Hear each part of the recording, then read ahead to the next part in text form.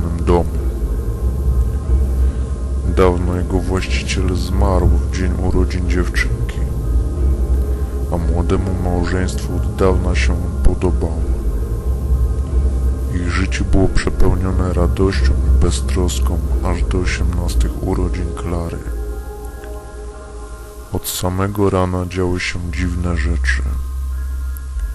Przedmioty spadały z półek, okna same się otwierały. Co chwilę dzwonił ktoś do drzwi, ale za nimi nikogo nie było.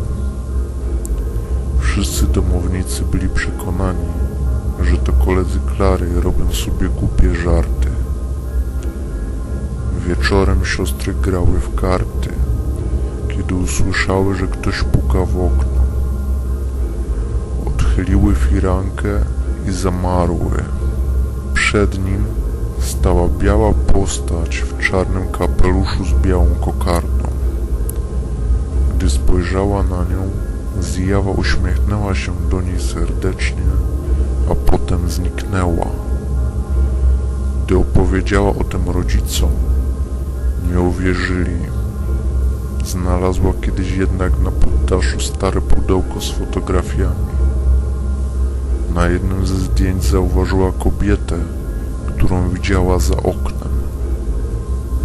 Miała na sobie ten sam kapelusz i również się uśmiechała. Klara pokazała to zdjęcie rodzicom i to od nich dowiedziała się, że kobieta była poprzednią właścicielką domu.